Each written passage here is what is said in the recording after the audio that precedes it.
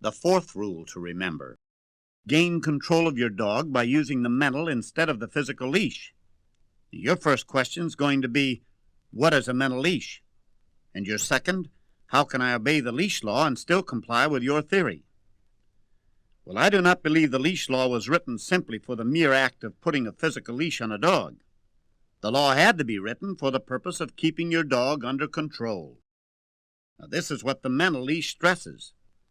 And this is what teaching insists upon: control. It can give you a dog that is under control despite himself.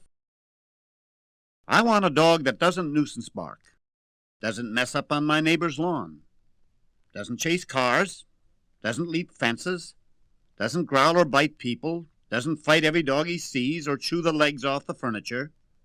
And last, one who will use his thinking faculties to better his own and society's lot. Now, if putting the physical leash on a dog can accomplish all of these or even one of them, well, then I'm for the physical leash. But it can't.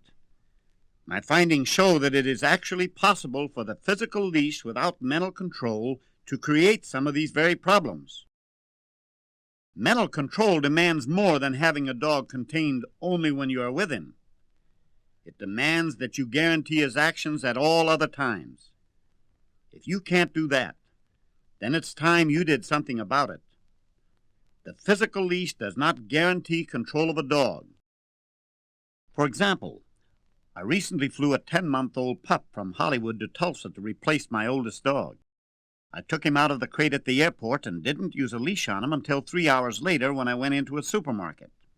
At that time, I bought a strong chain-link leash and tied him to a post outside. He had the company of 3 of my other dogs who were on a mental leash.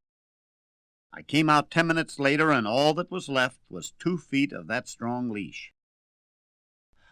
Hobo, do you mind not getting too close to the microphone? Excuse me, I've got my dogs here in the studio. Let's go to another incident. During a break in the filming of a movie at the World Exposition, I took 5 of my dogs to the park. We hadn't been out of the car but a few minutes when I heard a scream. "Get your dogs on a leash!" I looked up to see a woman running toward me. It would be better to say she was being dragged toward me because a 70-pound Dalmatian was in front of her on a rawhide leash. She got out another bit about having my dogs on a leash, and down she went to the cinder path, while the Dalmatian, now free, continued his charge. I told my dogs to get back, but they were already seated behind me. The Dalmatian came to a halt 10 feet from us. He didn't stop because he wanted to, but more so because he saw me threaten him with a cane.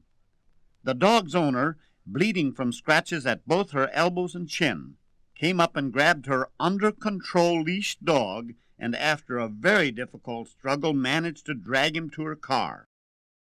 Well, my boys and I continued our period of play, but I was wondering just how much containment there was in the physical leash, and what would have happened if I had mine on a similar leash and under the same kind of control. A few moments ago I spoke of a cane. Do you know that a little Chihuahua started me carrying that cane? A 4-pound Chihuahua?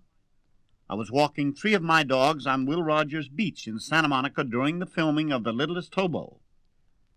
I saw a huge man walking this tiny animal, so I thought nothing of their approach. As we were about to pass, I asked my dogs to move to my right. But the Chihuahua, seeing the move, also crossed over and bit London on the end of his nose. The bite held up production for 10 days while the nose healed. The example shows that even the small dog, although containable, was not under control. These are only 3 of hundreds of incidents which I can relate over a period of 3 decades. And they all add up to one thing. The mental leash far exceeds the physical leash in value and never creates the problems.